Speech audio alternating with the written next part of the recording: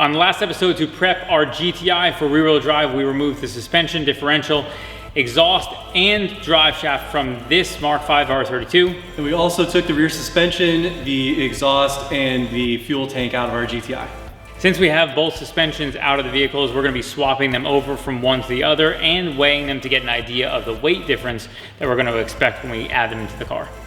Now what? Now what are we doing, Paul? And now I go from the top rope. Okay. Throw Undertaker off Hell in a Cell. 115 feet through an announcer's table. Okay, you ready? What am I ready for? You're not gonna do anything. I'm just gonna go. Now that we've got all that recap out of the way, let's get started on these cars. Woo! Woo! Do a slam. Do a flip? Do a flip. I don't want to do a flip. Slam.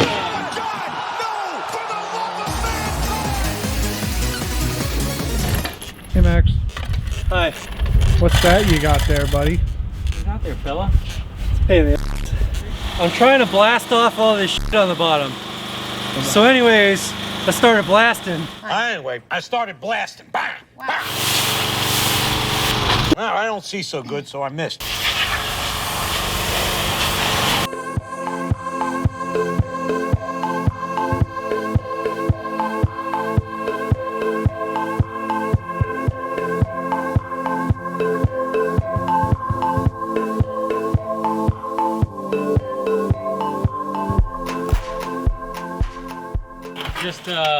Just this really blows. We're gonna pressure wash our spare stuff. We have a couple transes and an extra diff. So if we explode this one, when we potentially explode this one, we have If it gets too rowdy, we'll have an extra.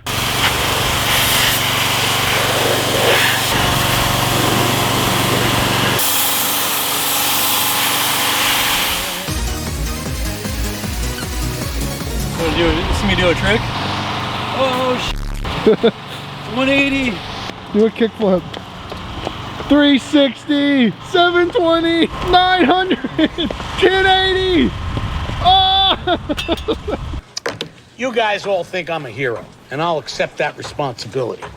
So this is the subframe we pulled out of the GTI, the front wheel drive one, and then this is obviously the one we pulled out of the R32. You see it's got the differential here. We're gonna need to swap some parts over, and we actually have an aluminum subframe we need to bring out here too. But you can see the main differences are, on this one, the front wheel drive one, the subframe kind of swoops down, and where it swoops up on this one to go over top of the differential. Other than that, they bolt to the same place. These control arms are the same.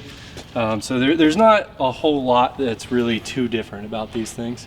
This is a subframe out of a Passat. So we're gonna be doing some comparing. There's some speculation and unsureness in terms of fitment of this. So we're gonna compare to verify this thing actually fits into this car and will bolt up the way we suspect it will, but we're confirming right now. Unsureness. Yeah, I don't even know if it's a word. I'm pretty sure it isn't, actually. There we go. It seems like they're right. So the biggest thing that you have to do with these all-wheel drive swap is, as you can see, we're touching right here on the spare tire well because this car doesn't have anything back here, so the spare tire well is much deeper. And so we're gonna have to cut that out to get all this stuff to fit in. It's basically the same as the R32 subframe up here in terms of where all the stuff bolts to it, but it looks a little different. It's got a little cross brace on the bottom of it and is lighter than the steel one. We're actually going to use this one, transfer some of the arms from this to this and the diff from that to this. Okay, Max, just so I'm clear, what of this is being swapped over? We need the brake stuff, Okay. and the control arms. All of them? All the control arms, except for the trailing arm. 1, 2, 3. 3. Yes.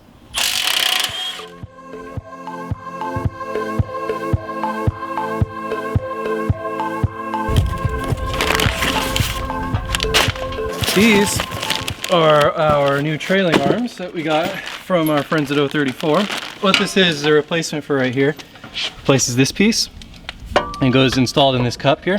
As you see, this is all metal, no rubber in here. And you look at the deflection that this thing has in every direction. It's supposed to only go up and down like this. Even that has bind because of the way the rubber is. And when you braking, accelerating, really anything, the suspension here can tweak because of this, which is really not good. So what we're gonna do is install these, goes in place of that with all metal, and eliminate some of that flex. You know what that is, Nathan? A no flex zone. Here's the one we pulled out of the R32. You see it, it wiggles. And here's the Spherical, which has no movement in it at all. There you go. All right. Man, that does not look like it was cleaned at all. It looks disgusting. Right, even though we did clean it. Yeah. Dirty side? Dirty side. And Wow. clean side. We did a great job at cleaning We this. did a less than thorough job cleaning this. This is the last bolt for our diff, and we should be able to clear and just pull this thing out. This is the one that we're gonna put in temporarily while the other one gets welded. We almost forgot to weigh things, which is literally what we told you we were gonna do.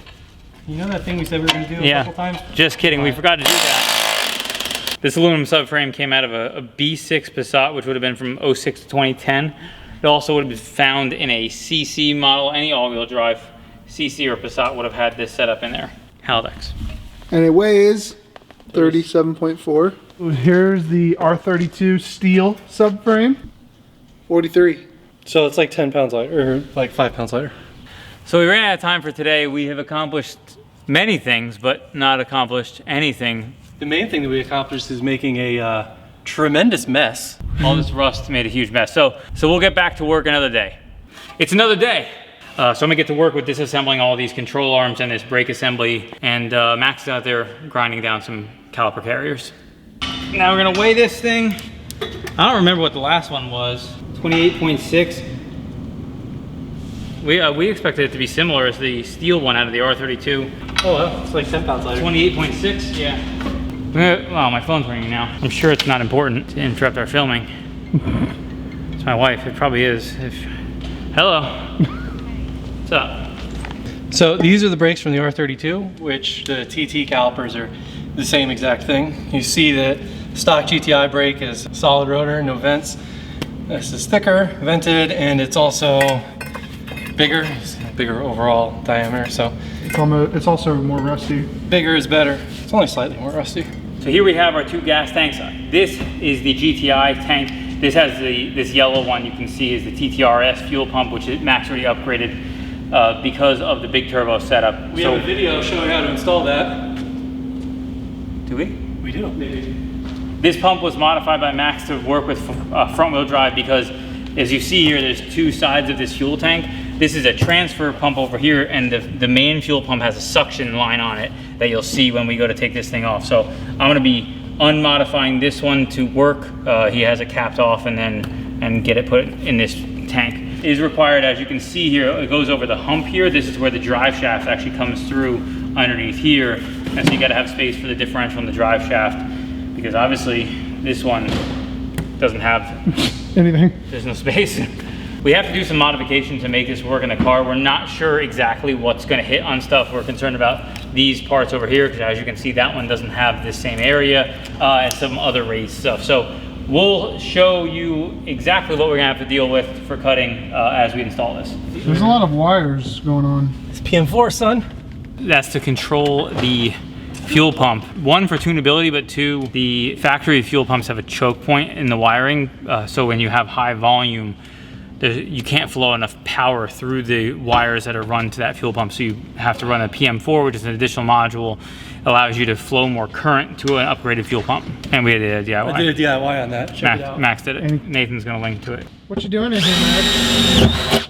Cutting a hole. I'm just drilling holes. Last 2 weeks.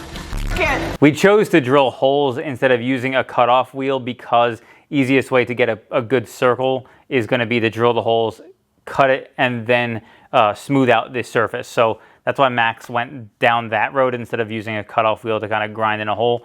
How come I'm not the one talking about the thing that I'm doing? Well, say what else you got to say about it. Well, yeah, I don't know. See that? Wow. Boing. And we're gonna try to not get all this rust in the fuel tank. Oh. Max is probably gonna be thrilled if we do that. Something.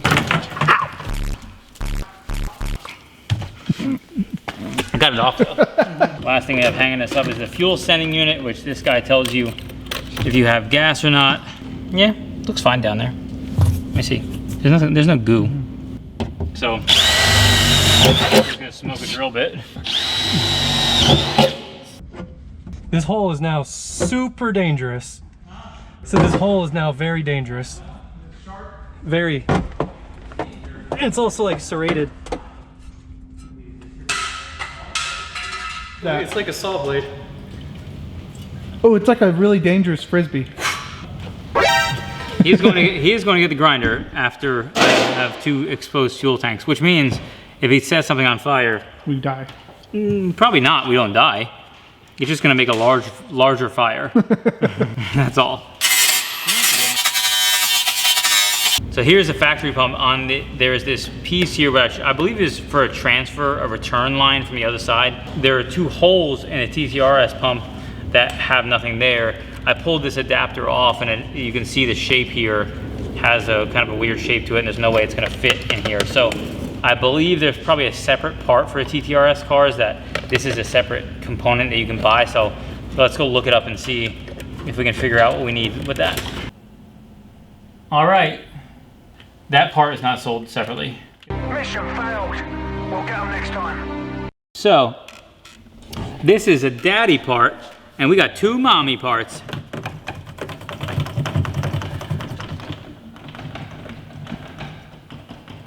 We went into this thinking this was going to be just a swap one fuel pump for the other. It turns out to be slightly more complicated than that. So, first thing we're going to do is swap this guy over so that this one, the daddy one, will be swapped with the mommy one, so it can plug into this fuel pump. Maybe if we can stick the other part into this one, because we have the other situation with this guy. We're about to cut a big ass hole in the floor.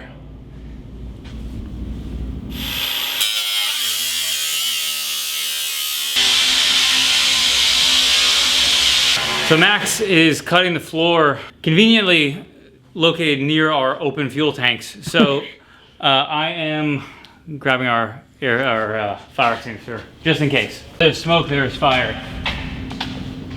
Have you set anything ablaze? Check this out. Before, after.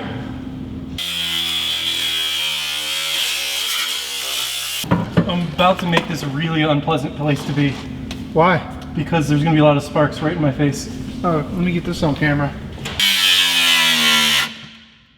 That is really hot in my face. Ooh, that one got under the safety glasses. Uh-oh. Yeah, you have gloves that are protective. I got none. Boom.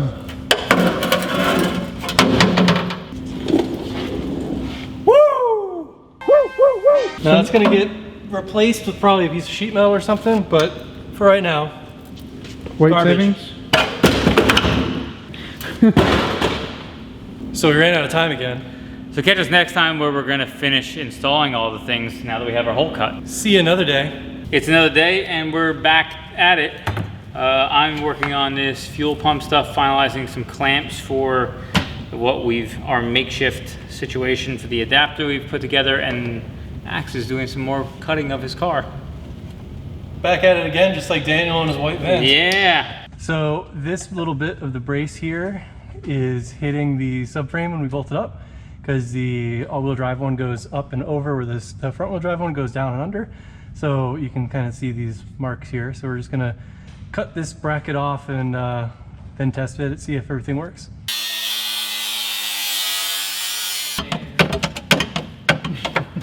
Except, ooh, nice.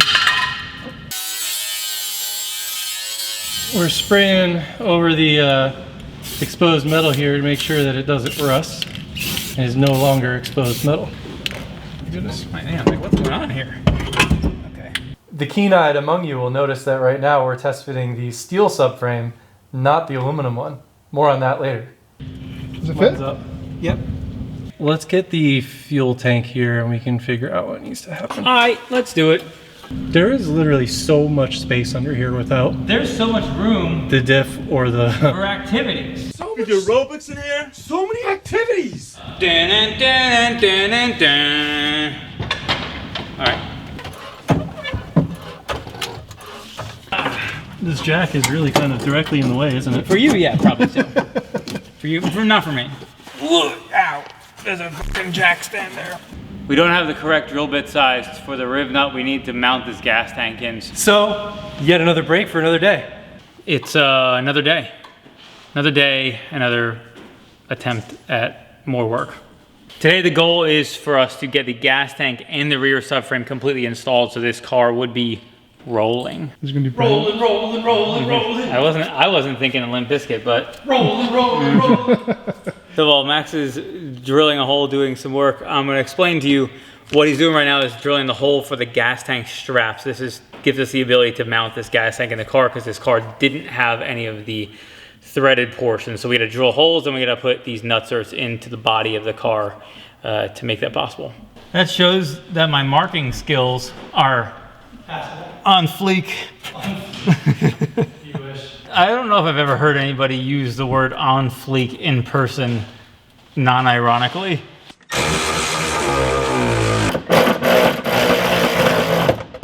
Now that we got the gas tank in, look at Paul's butt. Now that we got the gas tank in, we're gonna put that in. So we got these adjustable toe arms from 034. These go in place of this arm or that arm that he's taken out here. They are stronger bushings on the ends, so there'll be a little bit less deflection, and then they are also adjustable through the middle. So it'll be easier to do your alignment and more race car. The tip is that you should have these run a bolt through the one end to get these things lined up at the same length. So then you can just run a bolt through the one side, then spin it out until you can run a bolt through the other one. And then you know You're aligned. you're at the appropriate length. At least as a starting point. Yeah, it's a good place to start. You still gotta get alignment. Whilst we have this upside down, we can put in our subframe inserts. They limit the movement of the subframe. We gotta take this bushing out.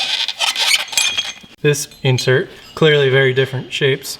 Down in here, there's a couple voids that this will slide in and fill the gaps to stop the movement of the subframe forwards and backwards. Lubricate this with some grease. We're just gonna tap this the rest of the way in with a hammer. Are we ready to go in now?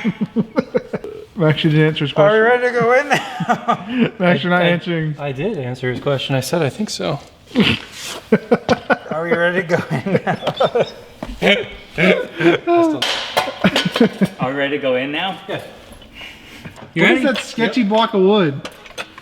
We need to add the sketchy block of wood. That's the problem. No, This is not gonna work. it's working.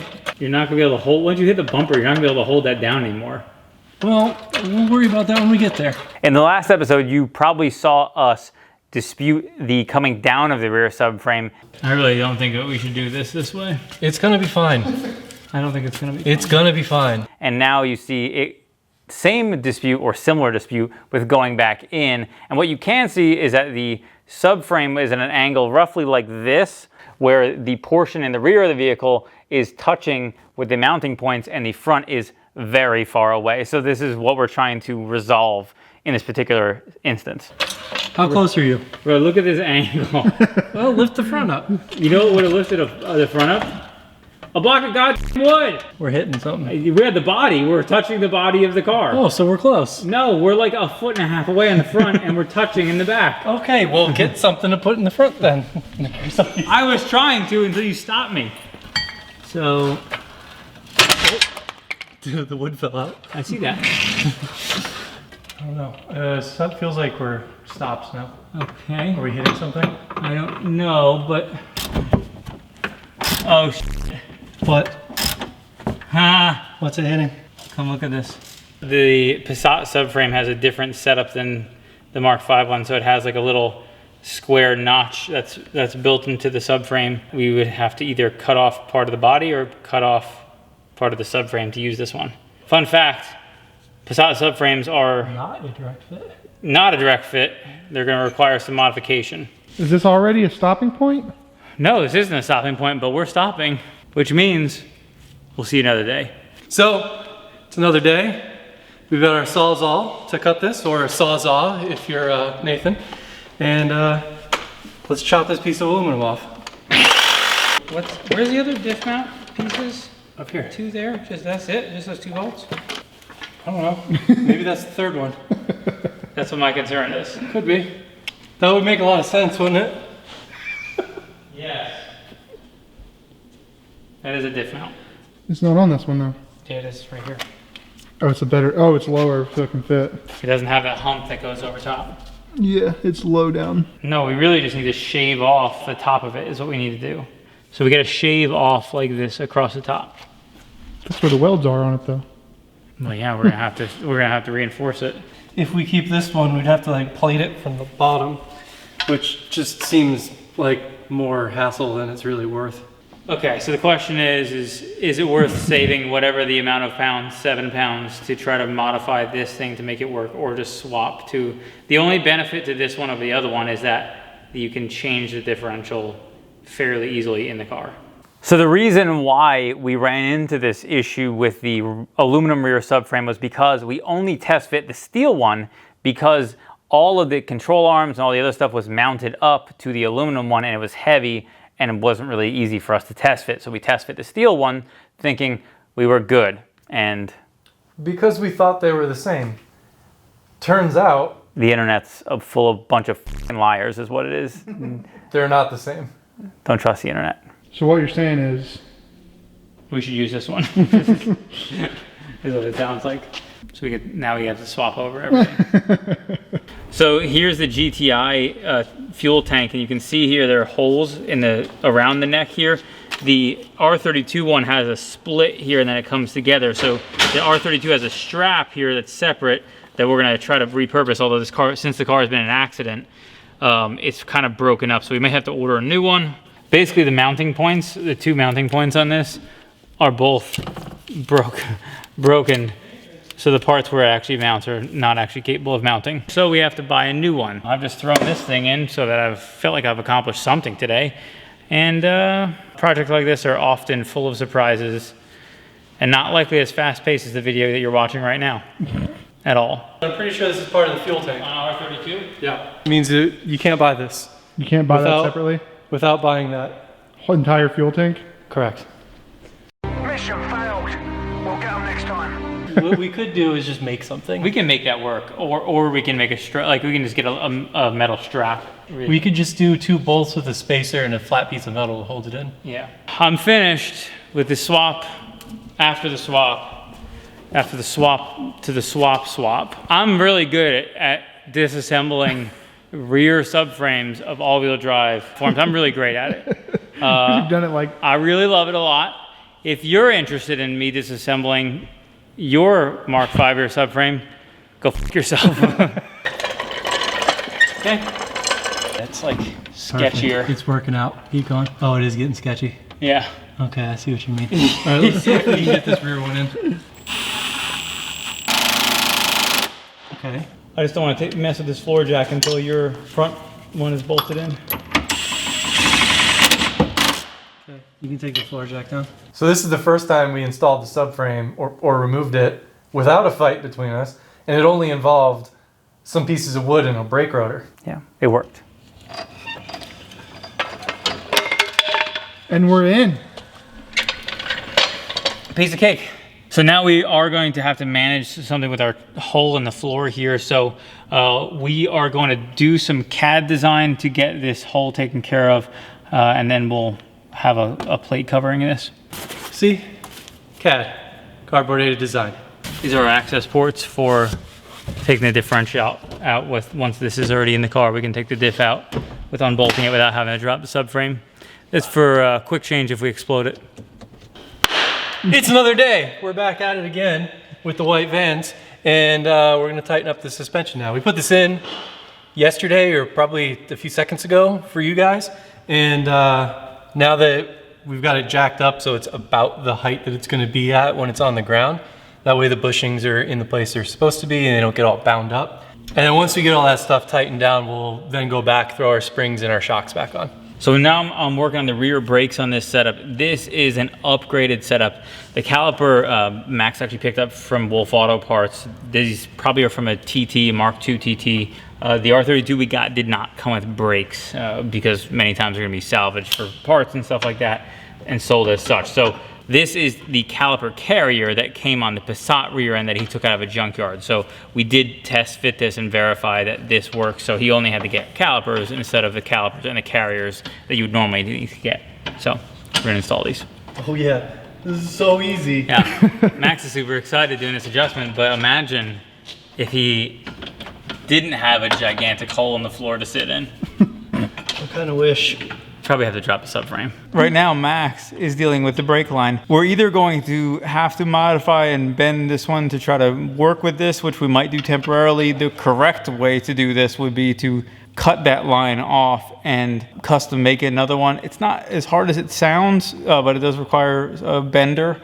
And then you flare them out to replace all this nonsense. We're gonna try to, at least for the time being, figure out a way to resolve this by just bending this line to and making it fit where we need it to be.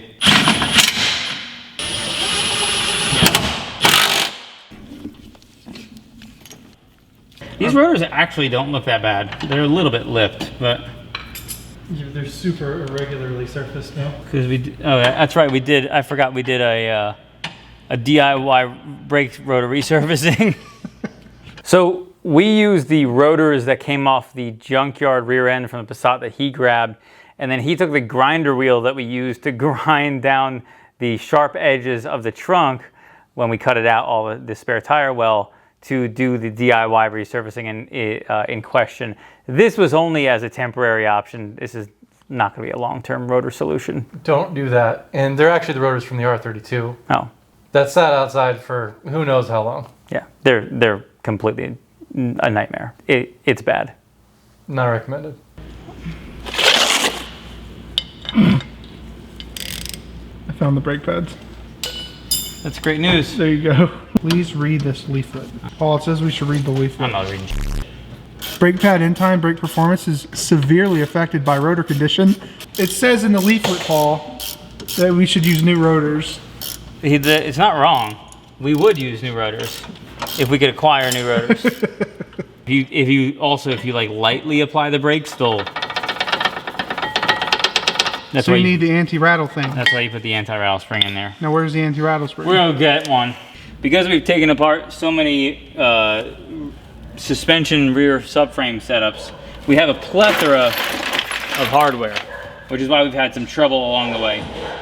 There's the original caliper carriers and the original pads. This is our temporary trash can, project trash can. That's what a transplant car, the best part of it is you can just chuck all the shit in it and then have it hauled away when you're done. Apparently our donor brake caliper carriers that we salvaged is missing a set of these. So we're gonna f me, right? We're just gonna be rattling. We're just gonna be rattling along. Under these really extremely dirty rotiforms that Paul has probably never cleaned in his life. Oh my goodness, that's a big nail. I hit that in all Philly. So if you've been watching our channel for a little bit, you might recognize these wheels from our Project All Track when we took it to the track. Huh. Track. Emphasis on track. Yeah, so we're gonna put them on here and get rid of these stretched Scene Boy wheels. These do look shockingly better.